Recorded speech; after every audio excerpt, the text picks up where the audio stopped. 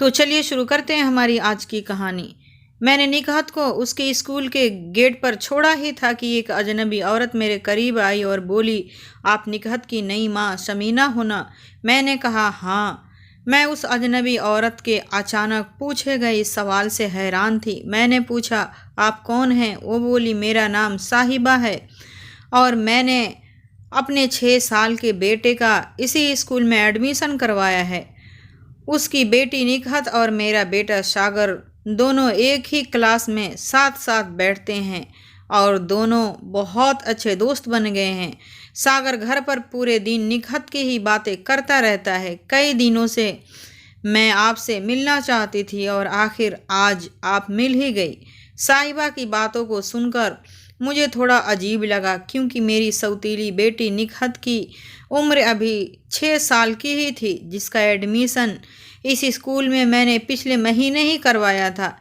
1 महीने में ही साहिबा का बेटा और मेरी बेटी अच्छे दोस्त बन गए थे। यह तो मैं भी जानती थी, क्योंकि घर पर मैं कई बार सागर के नाम लेती थी। मैंने कभी निकहत की उस बात पर गौर नहीं किया था। साहिबा की बात सुनकर मैं थोड़ी मुस्कुराई और बोली, अच्छी बात है कि आप बच्चों की दोस्ती की वजह से आपने मुझे पहचान लिया, लेकिन आपको मेरा नाम कैसे पता चला? और यह कि निकहत मेरी सगी बेटी नहीं है, यह बात आपके बेटे ने आपको बताई है? मेरे इस सवाल पर शायद साहिबा को अपनी गलती का एहसास हुआ और वो बोली, नहीं समीना, दरअसल मैं आपके शौहर रफ़ीक को अच्छी तरह जानती हूँ। वो मुझे बहन कहते हैं। कभी वो ओखला में मेरे घर के पास ही रहा करते थे, लेकिन 2 साल पहले उन्होंने जाकिर नगर में घर ले लिया। पिछले साल जब रफ़ीक ने मुझसे दूसरी शादी की तो वो मेरे घर शादी का कार्ड देने आए थे और मैं अपने शौहर फुरकान के साथ तुम्हारी शादी के रिसेप्शन में भी गई थी। साहिबा की बात पूरी भी नहीं हुई थी कि मैंने कहा, आपसे मिलकर अच्छा लगा। मैं लेट हो रही हूँ, इसीलिए घर जा रही हूँ। जाकिर नगर में रफ़ीक ने एक फ्लैट लिया हुआ था। यह फ्लैट बिल्डिंग के तीसरे फ्लोर पर था। घर में मेरी सास भी रहती थी। उन्हें गठिया की बीमारी थी, जिसकी वजह से तीसरी मंजिल से नीचे चढ़ना उतरना उनके बस की बात नहीं थी। इसीलिए वो ज़्यादातर समय फ्लैट के अंदर ही रहती थी। कभी कभी जब माँ को हॉस्पिटल तक ले जाना होता तो बड़ी मुश्किल हो जाती। मेरे शौहर अपनी माँ से बेहद प्यार किया करते थे। जब भी उन्हें माँ जी का कहीं ले जाना होता, रफ़ीक उन्हें गोद में उठाकर नीचे तक ले जाते। रफ़ीक सुबह उठकर अपने जॉब के लिए निकल जाते। निकहत को स्कूल तक ले जाना, उसे ले आना, घर का काम मैं खुद ही किया करती थी। निकहत मेरी सौतेली बेटी जरूर थी, लेकिन मैं कभी उसे सौतेला बर्ताव नहीं करती थी। मैं निकहत को किसी चीज़ की कमी नहीं होने देती थी। इस यही वजह था कि निकहत भी मुझ पर भरोसा करने लगी थी। वो कहते हैं ना कि सगी माँ की जगह दुनिया में कोई दूसरी औरत नहीं ले सकती है। मैं इस बात को झुठला तो नहीं सकती थी, लेकिन मैंने यह ज़रूर सोचा था कि सौतेली माँ के बारे में जो लोगों की सोच है वो मैं ज़रूर बदल दूंगी, और मैं अपने इस मकसद में थोड़ी बहुत कामयाब भी होती जा रही थी। रफ़ीक की बेटी निकहत को मैं शाम को पार्क में भी घुमा लिया करती थी। उसे बढ़िया कपड़े पहनाती और उसके साथ खूब मौज मस्ती करती रहती थी। यह देखकर मेरी सास मुझसे काफ़ी खुश रहती थी। साथ ही रफ़ीक के दिल में भी मेरी इज्जत काफ़ी बढ़ गई थी। रात को जब रफ़ीक घर आए तो तब तक निकहत सो चुकी थी। रफ़ीक ने सोई हुई निकहत के साथ माथे को चूमा और फिर अपनी माँ के पास बैठ गए। मैं उनका खाना हमेशा की तरह उनकी माँ के कमरे में ले गई और वहीं बैठ गई। मैंने साहिबा के सुबह हुई मुलाकात के बारे में बताया तो रफ़ीक ने कहा, साहिबा और उसका शौहर फुरकान बहुत अच्छे लोग हैं। कभी वो मेरे पड़ोस में हुआ करते थे, लेकिन पिछले 2 सालों से मैं भी काम में इस कदर बिजी हो गया कि उनसे मिलने का फुर्सत ही नहीं निकाल पाया। ऐसा करते हैं कि इस इतवार के दिन उन्हें यहीं खाने पर बुला लेते हैं, कैसा रहेगा? मैंने कहा ठीक है, मैं कल सुबह जब निकहत को स्कूल छोड़ने जाऊंगी तो साहिबा से इतवार को दावत के लिए कह दूंगी। अगली सुबह मुझे स्कूल के गेट पर ही साहिबा मिल गई और मैंने उसे इतवार को दावत पर आने को कह दिया तो साहिबा मुस्कुराते हुए बोली, रफ़ीक से कहना कि उसकी बाजी उससे नाराज है।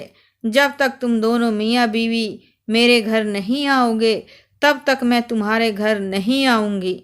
शाम को रफ़ीक के घर आने के बाद जब मैंने साहिबा की नाराज़गी वाली बात रफ़ीक को बताई तो वो मुस्कुरा गया और बोला, ठीक है, इस इतवार को हम दोनों ही साहिबा के घर चलेंगे। मैं फ़ोन करके साहिबा को इस बात की इत्तला कर देता हूँ। इतवार के रोज़ निकहत के साथ लेकर हम दोनों मियाँ बीवी साहिबा के घर की ओर निकल पड़े। साहिबा के घर रात की दावत थी। हम लोग समय से पहले ही साहिबा के घर के सामने खड़े थे। घर यह एक छोटा सा मकान था। तंग गलियों से होकर यहाँ तक कि आसानी से पहुँचना भी मुश्किल था। मालूम नहीं साहिबा ऐसी जगह पर कैसे रहती होगी। कुछ ही देर में हम दोनों मियाँ बीवी साहिबा के छोटे से घर में थे। हमें देखकर साहिबा के साथ साहिबा का शौहर फुरकान भी काफ़ी खुश था। निकहत तो सागर को देखते ही खुशी के मारे उछल गई। दावत ख़त्म होने के बाद दोनों बच्चे पूरी मौज मस्ती में करते रहे, खेलते रहे। साहिबा का शौहर फुरकान और रफ़ीक पहले से ही एक दूसरे को बखूबी जानते थे। दावत के दौरान मालूम चला कि साहिबा के शौहर फुरकान की जॉब छूट गई है। खाने के बाद भी हम लोगों की काफ़ी देर बातें होती रही। रफ़ीक और फुरकान बातों में लगे थे। तभी साहिबा ने कहा, शमीना छत पे चलो, मैं तुम्हें अपने छोटा सा बागीचा दिखाती हूँ।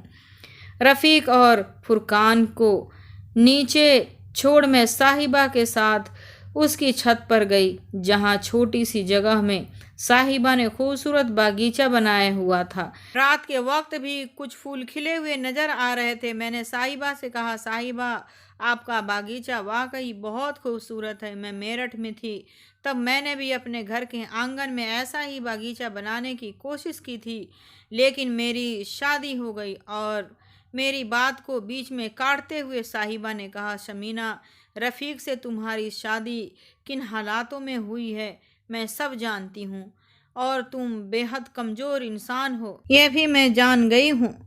आखिरी लाइन में साहिबा के तल्ख लहजे को मैं समझ न पाई और मैंने कहा, आपकी बात नहीं समझी। साहिबा ने कहा, तुम्हें एक बार अख्तर की मजबूरियों को भी तो समझना चाहिए था समीना, उसकी भी तो कोई मजबूरी रही होगी। साहिबा के मुंह से अख्तर का नाम सुनते ही मेरे पैरों तले से ज़मीन खिसक गई। मैंने कहा, साहिबा, उस कमीने के बारे में मुझे कोई बात नहीं करनी है, मैं नीचे जा रही हूँ। इतना कहते ही साहिबा ने मेरे हाथों को पकड़ लिया और बोली, शमीना, तुम रफ़ीक के साथ खुश होने का दिखावा करती हो, जबकि सच तो ये है कि तुम भी अख्तर से मोहब्बत करती हो। तुम दुनिया से यह सच छुपा सकती हो लेकिन खुद से नहीं। साहिबा के हाथों से मैंने अपना हाथ छुड़ाया और सीधे रफ़ीक के सामने जाकर खड़ी हो गई और बोली, रफ़ीक, हम लोग लेट हो गए हैं, अम्मी की दवाई भी खिलानी है। साहिबा भी छत से आकर मेरे पीछे ही खड़ी थी और उसने भी हमें रोकने की कोशिश नहीं की और अगले 1 घंटे में हम दोनों अपने फ्लैट पर पहुंच गए।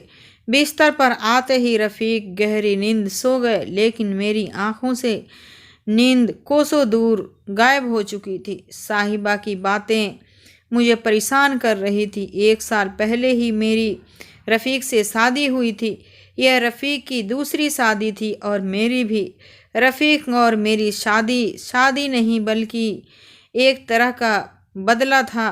2 साल पहले रफ़ीक की पहली बीवी नाजो मेरे पहले हस्बैंड अख्तर के साथ भाग गई थी। रफ़ीक और अख्तर चचेरे भाई थे। मेरठ में दोनों का घर आस पास ही था। अख्तर से मेरी शादी को 3 साल हो गए थे। मुझे रफ़ीक अच्छा लगा, इसीलिए मैंने अपनी छोटी बहन नाजो से उसकी शादी की बात घर में चलाई और नाजो के साथ रफ़ीक की शादी हो गई। लेकिन शादी के तुरंत बाद ही रफ़ीक दिल्ली आ गया और जाकिर नगर में जॉब करने लगा और इधर उसकी नई नवेली दुल्हन नाजो उसका इंतज़ार करती रही। जब भी नाजो रफ़ीक के साथ दिल्ली जाने की बात करती तो वो हर बार यही कहता कि दिल्ली में जब तक वो अपना फ्लैट या घर नहीं खरीद लेता तब तक नाजो को दिल्ली नहीं बुलाएगा। नाजो की शादी को 1 साल बीते और इसी बीच नाजो प्रेग्नेंट हुई और उसने एक बेटी को जन्म दिया। धीरे धीरे 3 साल बीत गए। इसी बीच मेरठ में नाजो का इंतजार और दिल्ली में रफ़ीक का संघर्ष जारी रहा। नाजो और रफ़ीक की बेटी निकहत 3 साल की हो चुकी थी। तीज त्योहार को रफ़ीक 2-4 दिनों के लिए मेरठ आता और फिर दिल्ली चला जाता। मैं भी नाजो को लेकर बेहद परेशान थी। नाजो मेरे पड़ोस में ही रहती थी और मुझे इस बात का अंदाज़ा भी नहीं था कि मेरी सगी बहन नाजो ने अपनी तन्हाइयों का हल निकाल लिया था और उसकी तन्हाइयों का साथी कोई और नहीं बल्कि मेरा शौहर अख्तर ही था। एक दिन दोनों घर से गायब हो गए। 6 महीने तक जब दोनों की कोई खबर नहीं लगी तो मैं मायूस हो गई। महीनों तक मुझे यही समझ नहीं आया कि मैं अपनी बहन की धोखेबाजी पर रोऊं या अपने शौहर की बेवफाई पर रोऊं। इसमें दोष किसका था, अख्तर का या नाजो का? कभी लगता कि सारा दोष रफ़ीक का था।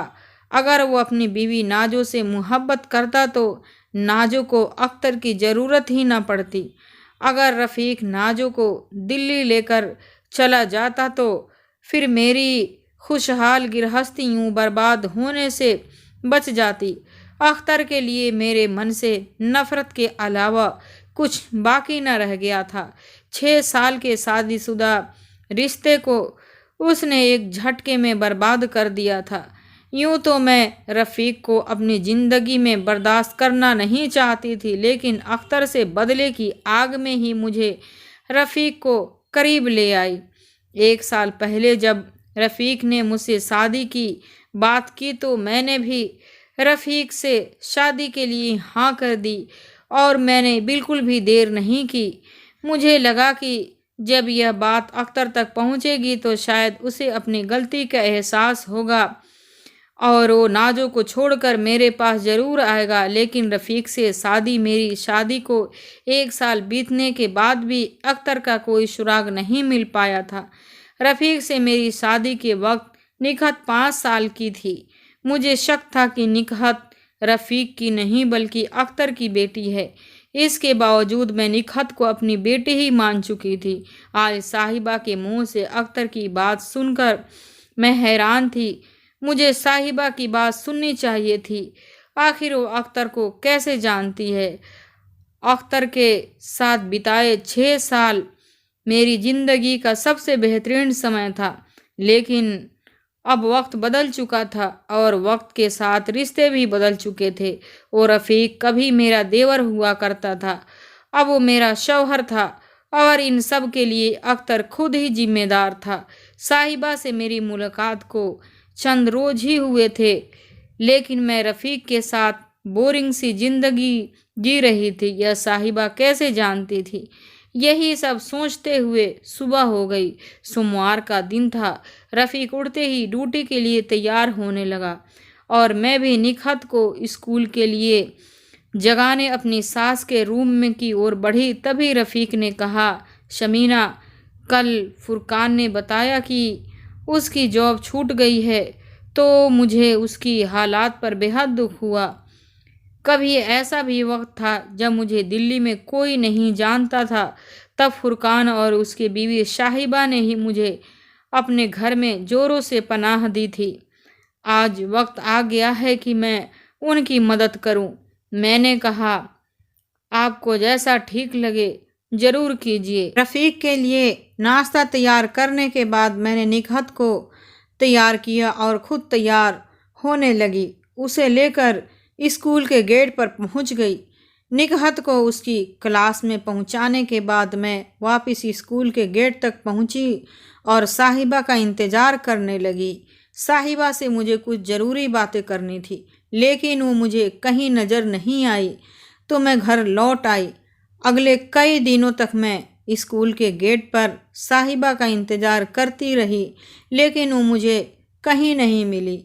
क्लास में सागर को न रहने पर निकहत भी अब स्कूल जाने से कतराने लगी थी। सुबह सुबह वो स्कूल न जाने की जिद पकड़कर रोने लगी थी।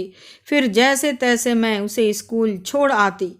एक दिन मैं निकहत के क्लास में गई और उसकी क्लास टीचर से साहिबा के बेटे सागर के बारे में पूछा तो उसने बताया कि सागर अब इस स्कूल में नहीं पढ़ता। उसके घर वाले कई महीनों से स्कूल की फ़ीस नहीं दे पा रहे थे। मेरे ऊपर स्कूल के प्रिंसिपल का दबाव था। पिछले शनिवार को ही मैंने सागर के पेरेंट्स को कॉल कर बुलाया और सागर की माँ आई तो उन्हें प्रिंसिपल ने सख्त लहजे में कह दिया कि अगर स्कूल की फ़ीस भरने की औकात नहीं तो अपने बच्चे को सरकारी में पढ़ाओ। और तब से सागर स्कूल नहीं आया। क्लास टीचर से यह बात सुनकर मुझे साहिबा पर बेहद तरस आने लगा। स्कूल से अपने घर आने की बजाय मैं साहिबा के घर के लिए ऑटो पकड़ कर लिया और जब मैं साहिबा के घर पहुंची तो उसके दरवाजे पर मोटा सा ताला लगा हुआ था। पड़ोसी में पता किया तो मालूम चला कि कुछ दिनों से पहले ही साहिबा और फुरकान मकान बेचकर चले गए। कहाँ गए यह बात किसी पड़ोसी को मालूम नहीं था। मैंने ऑटो वाले से कहा कि मुझे जाकिर नगर ले चलो। मेरे चेहरे की बेचैनी को इस वक्त कोई भी आसानी से पढ़ सकता था। मुझे अपनी अकल पर भी गुस्सा आ रहा था। इतने दिनों से साहिबा मुझे मिलती रही, लेकिन मैं उससे उसका फ़ोन नंबर तक नहीं ले पाई थी। साहिबा को लेकर मुझे रफ़ीक पर भी बेहद गुस्सा आ रहा था, क्योंकि वो साहिबा और फुरकान को लेकर सिर्फ हमदर्दी भरी बातें ही करता रह गया था। और रफ़ीक के दिल में सच में साहिबा के लिए थोड़ी बहुत हमदर्दी होती तो वक्त रहते दोनों की मदद ज़रूर करता। शाम को जब रफ़ीक घर आया तो मैंने उसे सारी बात बता दी। आखिर में मैंने कहा, तुम्हारे पास तो उसका नंबर होगा ही, पूछ के देखो दोनों ओखला छोड़कर कहाँ चले गए। मेरे सवाल पर रफ़ीक मुस्कुराया और बोला, उस दिन जब हम साहिबा के घर दावत पर गए थे तब तुम साहिबा के साथ छत पर चली गई थी। तुम दोनों बात कर रहे थे। नीचे मैं और फुरकान रह गए थे। तब मुझे फुरकान ने अपनी हालात के बारे में सब कुछ बता दिया था। तब से मैं उन्हें लेकर बेहद परेशान था। मैंने उन्हें बताया भी था कि पिछले हफ्ते ही मैंने फुरकान को गुड़गांव में जॉब दिला दी। गुड़गांव से ओखला आना जाना उसके लिए थोड़ी मुश्किल हो जाता था, इसीलिए ओखला वाला प्लाट बेचकर फुरकान ने गुड़गांव में ही फ्लैट खरीद लिया और उसके बेटे सागर का एडमिशन भी वहीं हो गया। अब उनकी सारी मुश्किलें ख़त्म हो चुकी हैं। दोनों बेहद खुश हैं। रफ़ीक की बात सुनकर मैं बेहद हैरान थी। साथ ही मुझे रफ़ीक पर बेहद फ़ख्र भी हो रहा था। उसने फुरकान और साहिबा के एहसान को चुका दिया था।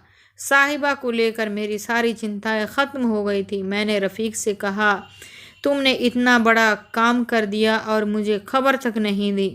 मैं तुम्हारी बीवी हूँ, कम से कम मुझे यह बात बता तो देते। बात मेरे पूछने से पहले ही बता दिया होता तो मैं इतनी परेशान तो नहीं होती। रफ़ीक ने कहा, मैं तुम्हें बताने ही वाला था लेकिन भूल गया। मेरे फ़ोन से साहिबा का नंबर ले लो और उससे बात कर लो।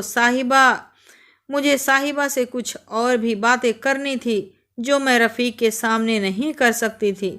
इसीलिए मैंने साहिबा का नंबर अपने फ़ोन में सेव किया, लेकिन रफ़ीक के सामने उसने कॉल नहीं लगाया। अगली सुबह जब मैं निकहत को स्कूल छोड़कर आई तब तक रफ़ीक अपनी ड्यूटी के लिए निकल चुके थे। मैंने गहरी सांस ली और फिर अपनी सास को नाश्ता देकर उन्हें उनकी सुबह खाली वाली दवाई खिलाई और अपने कमरे में आकर साहिबा को फ़ोन लगा दिया। उधर से आवाज़ आई, आप कौन हैं? मैंने कहा, आवाज़ से पहचानो कि मैं कौन हूँ। साहिबा ने कहा, ओ मैं पहचान गई शमीना, कैसी हो? मैं बोली, अब तुम्हें मेरे से क्या मतलब है? अगर मेरी इतनी ही फिक्र होती तो मुझे बताए बिना ही तुम निकल जाती, ओखला छोड़कर यूं न भागती। साहिबा ने कहा, शमीना मेरे पास तुम्हारा नंबर नहीं था और मैंने रफ़ीक से तुम्हारा नंबर मांगा भी था तो उसने कहा था कि वो जल्द ही गुड़गांव हमारे नए फ्लैट पर तुम्हें साथ लेकर आएगा। वैसे भी मुझे तुमसे ढेर सारी बातें करनी है। मैंने कहा, उस दिन अख्तर के बारे में तुम क्या बताना चाहती थी मुझे? तुम कुछ कहना चाहती थी, लेकिन अचानक तुम्हारे मुंह से अख्तर का नाम सुनकर मैं उस वक्त घबरा गई थी, इसीलिए तुम्हारे घर से चली आई। तब से मैं यह जानने के लिए बेचैन हूँ कि तुम अख्तर को कैसे जानती हो। क्या अख्तर तुमसे कभी मिला था? साहिबा ने कहा, शमीना तुमसे मुझे भी बहुत सारी बातें करनी है। अगर तुम्हारे पास समय हो तो तुम आज ही मुझसे शाकेत मेट्रो के पास वाले पार्क में मिलो। मैंने कहा, निकहत को स्कूल से घर लाकर मैं निकल जाऊंगी। वो बोली, ठीक है, जब तुम निकलना तो मुझे कॉल कर देना, मैं भी गुड़गांव से साकेत के लिए मेट्रो पकड़ लूँगी। दोपहर के 3 बज गए थे और मैं साकेत मेट्रो के गेट नंबर 2 के पास वाले पार्क में ही थी। पेड़ की छांव में पड़ी एक खाली बेंच पर मैं साहिबा के साथ बैठी हुई थी और पहले से मुकाबले वो बेहद खुश नज़र आ रही थी। मैंने समय बर्बाद न करते हुए साहिबा से कहा, साहिबा मुझे घर पहुंचने में भी वक्त लगेगा। रफ़ीक की अम्मी को शाम को दवा भी खिलानी होती है। मैं उनसे बहाना करके यहाँ आई हूँ, इसीलिए जो भी बात है मुझे जल्दी बता दो। साहिबा बोली, क्या तुम रफ़ीक के साथ खुश हो? मैं बोली, साहिबा इस बात से अब क्या फ़र्क पड़ता है, सब कुछ बर्बाद हो चुका है। मेरे लिए वो एक अच्छा शौहर न हो, लेकिन दुनिया के लिए रफ़ीक एक बेहतरीन इंसान है। उसके दिल में सब के लिए जगह है और मुझे खुशी है कि मैं एक बेहतरीन इंसान के साथ रहती हूँ। साहिबा ने कहा, शमीना तुम एक जवान और खूबसूरत औरत हो और तुम्हारे सामने पूरी ज़िंदगी पड़ी है।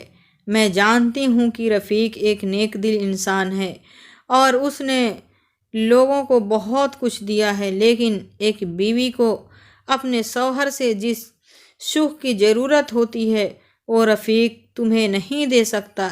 यह बात तुम अच्छी तरह जानती हो। साहिबा पहले ही मुलाकात से मुझे हैरान कर रही थी। मैं यह बात उसके मुंह से सुनते हुए चौंक गई थी और उसकी यह बात पर तो मैं और भी ज़्यादा हैरान हो गई थी। ऐसा लग रहा था जैसे मेरी निजी ज़िंदगी की पूरी किताब साहिबा पढ़ चुकी हो। मैंने अपनी हैरानी को जाहिर करते हुए साहिबा से पूछा, साहिबा तुम यह सब कैसे जानती हो? साहिबा बोली, बात 10 साल पुरानी है। तुम्हारा पहला शौहर अख्तर अपनी MBA की पढ़ाई दिल्ली से कर रहा था, तब उसकी तुम्हारे से शादी भी नहीं हुई थी। MBA के दौरान ही अख्तर और मेरे शौहर फुरकान की अच्छी दोस्ती हो गई थी। MBA फाइनल करने के बाद अख्तर को मेरठ की एक कंपनी में अच्छी खासी जॉब मिल गई और फिर उससे कोई संपर्क नहीं हो पाया।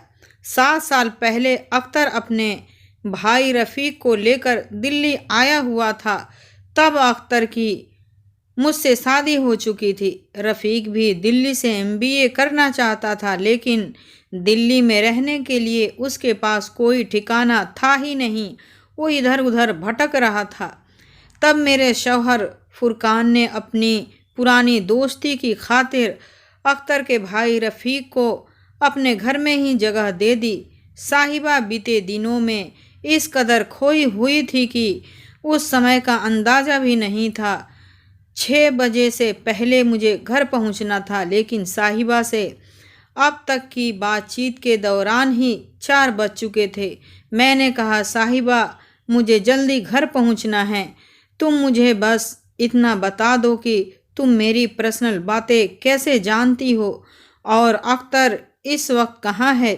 साहिबा ने कहा, मुझे बोलने दो समीना, मुझे रोको नहीं। रफ़ीक के घर में तुम्हें दुनिया का सारा सुख मिलता है, लेकिन तुम्हें वो सुख हरगिज नहीं मिलता जो तुम्हें अख्तर के साथ हासिल होता था। और यह बात मैं इसीलिए अच्छी तरह जानती हूँ क्योंकि जब रफ़ीक मेरे घर में रहता था तब मैंने रफ़ीक के साथ जिस्मानी रिश्ता कायम करने की कोशिश की थी और मुझे उसकी हकीकत पता चल गई थी। वो नामर्द है, यह बात मैं जान गई थी। तुम्हारी बहन नाजो रफ़ीक के इसी कमज़ोरी की वजह से उसे छोड़ गई। जब 1 साल पहले रफ़ीक ने तुमसे शादी की तभी से मुझे तुम्हारी किस्मत पर तरस आने लगा था और जब तुम मुझे स्कूल पर पहली बार मिली तब से मैं तुम्हें लेकर परेशान रहने लगी और मैं अख्तर से मिली जो शादिक नगर में नाजो के साथ रहता है, जो अब नाजो को लेकर दिल्ली आया हुआ था। उससे मेरी शौहर फुरकान ने ही सादिक नगर में मकान दिलाया था और फुरकान ने ही उसे अपनी कंपनी में जॉब दिलाई। मैंने कहा, अख्तर दिल्ली में रहे या जहन्नम में, इससे अब मुझे कोई फ़र्क नहीं पड़ता। वो अपनी बीवी के साथ खुश है तो मैं भी अपने शौहर के साथ मज़े में हूँ। जिस्मानी सुख से ऊपर भी कई और चीज़ें होती हैं जिनके सहारे ज़िंदगी को जिया जा सकता है। तुम अब मेरी चिंता करना छोड़ दो साहिबा, मैं जा रही हूँ और आइंदा मैं तुमसे कभी नहीं मिलना चाहूँगी। इतना कहकर मैं बेंच पर ही उठी ही थी कि साहिबा ने मेरा हाथ पकड़ लिया और झंझिलाते हुए बोली, शमीना मेरी बात तो सुनती जाओ, उसके बाद जो तुम्हें अच्छा लगे वो करना।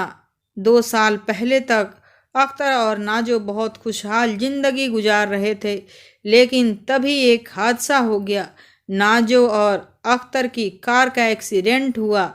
दोनों दिल्ली से सफदरजंग हॉस्पिटल के ट्रामा सेंटर में 2 महीने तक एडमिट रहे। अख्तर धीरे धीरे ठीक हो गया और उसकी हालत ठीक होने लगी। नाजो हमेशा के लिए पैरालाइज हो गई। डॉक्टर्स ने कह दिया कि अब वो कभी नॉर्मल ज़िंदगी नहीं जी पाएगी। पिछले 2 साल से नाजो बिस्तर पर है। अख्तर उसकी हर तरह से तीमारदारी करता है। उसे इस वक्त तुम्हारी ज़रूरत है, तुम एक बार उससे मिल लो। अख्तर और नाजो की यह हालत सुनकर मुझे बेहद दुख हुआ। अख्तर से मिलने की कोई ख्वाहिश मेरे अंदर नहीं थी, लेकिन मैं अपनी बहन से मिलना ज़रूर चाहती थी। मुझे लगा कि इस वक्त अख्तर को नहीं बल्कि मेरी बहन को मेरी ज़रूरत होगी। नाजो ने मेरे साथ भले ही कितना गलत क्यों न किया हो, मैं आखिर हूँ तो उसकी बहन। आखिरी थी मेरी बहन ही ना। दोनों बहनों ने साथ मिलकर बचपन बिताया था। आज मैं इस हाल में देखने भी नहीं गई तो अपनी माँ को क्या जवाब दूंगी, जिसने गरीबी और दुखों के बावजूद हमारी परवरिश में कोई कमी कभी नहीं की थी।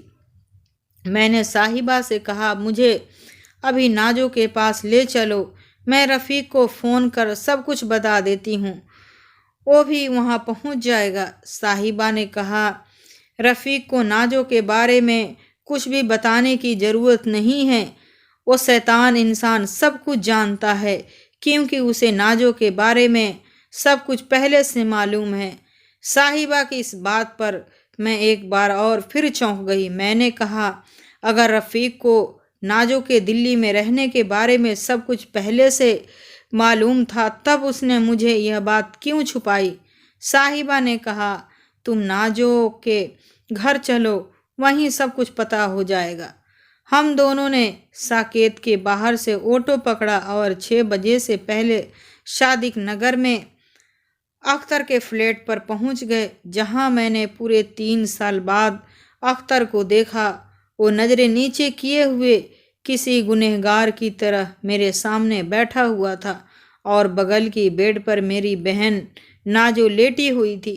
मुझे देखते ही उसकी आंखें भर आई, लेकिन वो मुझसे मिलने के लिए बिस्तर से उठ पाने की स्थिति में नहीं थी।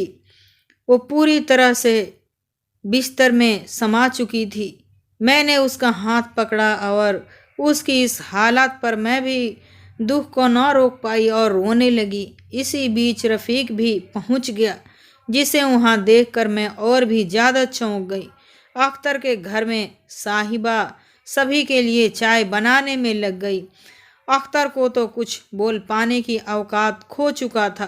तभी रफ़ीक ने मुझसे कहा, शमीना, आज मैं जो कुछ भी हूँ अपनी माँ की वजह से ही हूँ। पूरी ज़िंदगी मेरी माँ ने अपने शौहर के जुल्म को झेला है।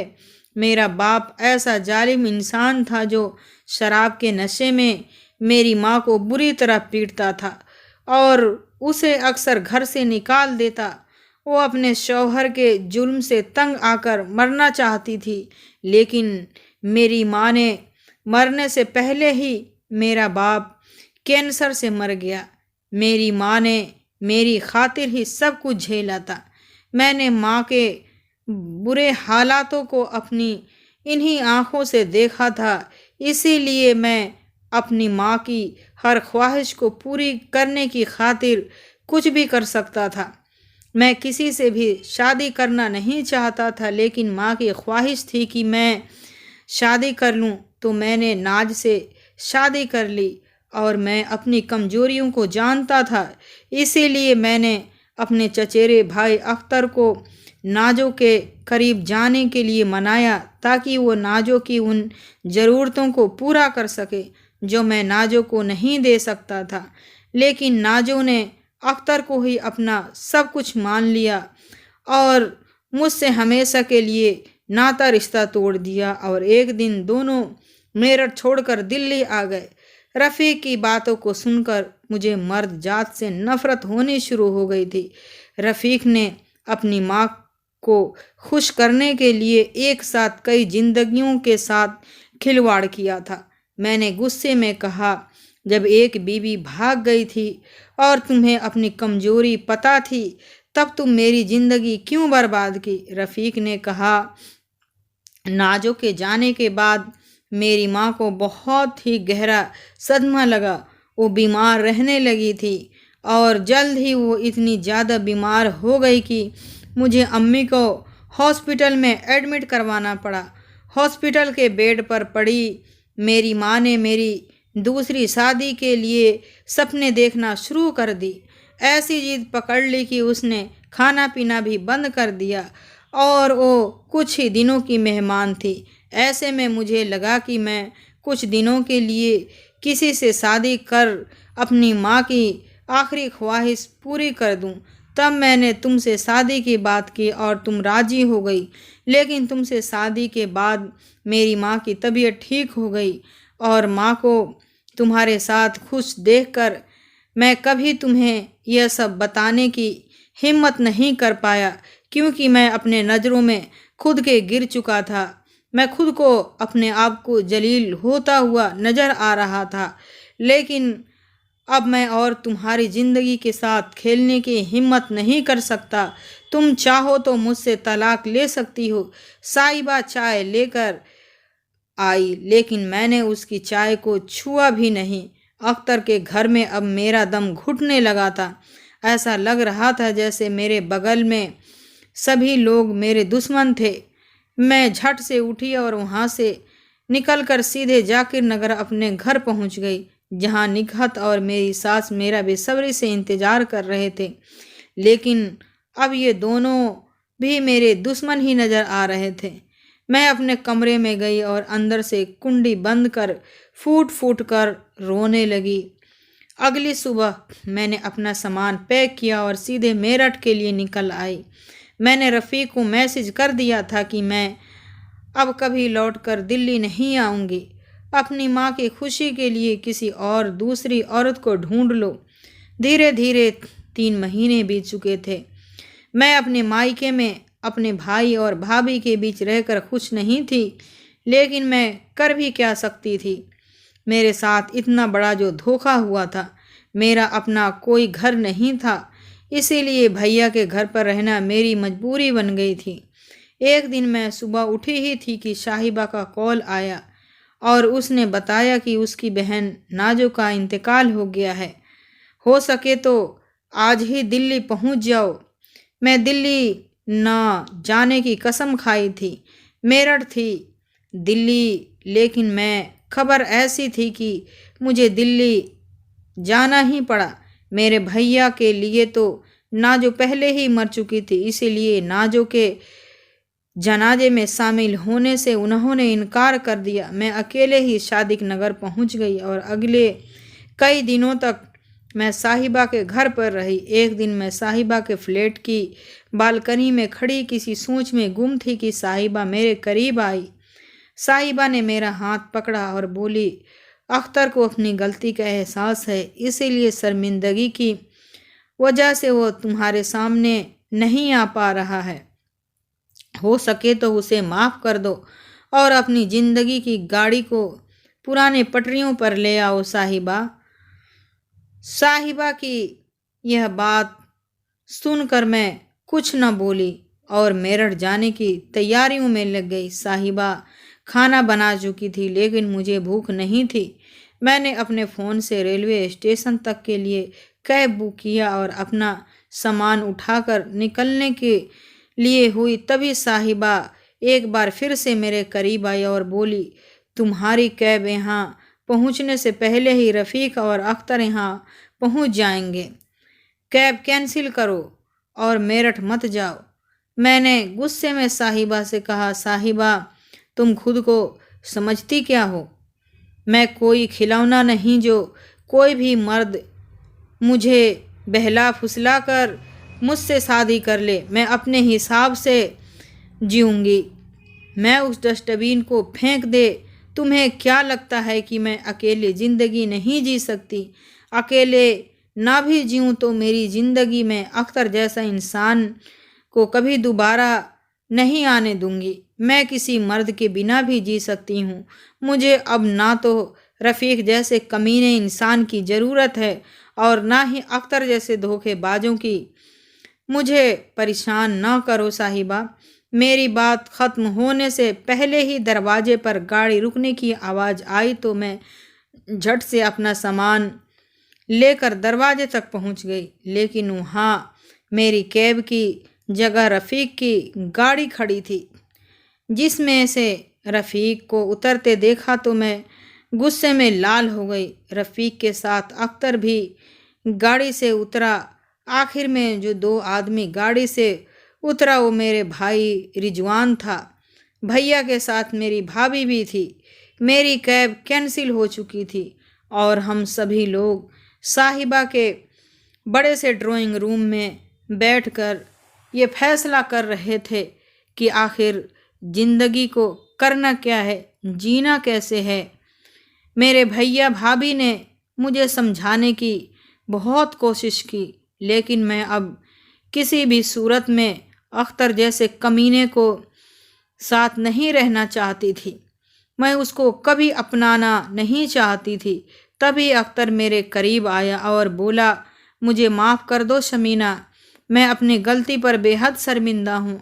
अख्तर की इस बात पर मेरा मन किया कि उसे ज़ोर से थप्पड़ मारूं, लेकिन मैं ऐसा नहीं कर पाई। तभी रफ़ीक ने एक पेपर मेरे सामने करते हुए कहा, यह तलाक के पेपर हैं, इसमें साइन कर दो और हो सके तो मुझे भी माफ़ कर दो शमीना। मैं भी अपने दिल के हाथों मजबूर हो गई और आखिरकार अख्तर फिर से मेरा शौहर बन चुका है। 1 साल बीत चुके हैं। रफ़ीक की माँ अब इस दुनिया में नहीं है।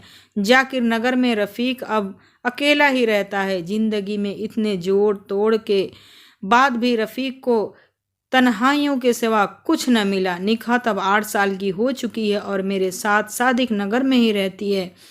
मेरी सगी बहन नाजो अब इस दुनिया में नहीं है, लेकिन साहिबा अब मेरी जिंदगी में मेरी सगी बहन से ज्यादा अहमियत रखती है। कहानी से सीख। रफीक की एक गलती की वजह से समीना की जिंदगी तो उजड़ी ही, साथ ही नाजो की जिंदगी में भी भूचाल आ गया। रफीक की एक गलती से 2 सगी बहनें बर्बाद हो गई। अपनी कुंठाओं को शांत करने के लिए दूसरों की जिंदगियों को दांव पर लगाने का नतीजा हमेशा बर्बाद ही होता है। इतना याद रखे कि अपने फायदे के लिए दूसरों का इस्तेमाल करने वाले लोगों का हश्र आखिर में रफीक जैसा ही होता है। आखिरकार रफीक को सिवाय तन्हाई के क्या हासिल हुआ? आपको यह वीडियो कैसा लगा कमेंट बॉक्स में जरूर बताएं। मेरे इस चैनल को सब्सक्राइब जरूर करें, क्योंकि मैं आपके लिए लाती हूँ सबसे ओरिजिनल कहानियाँ।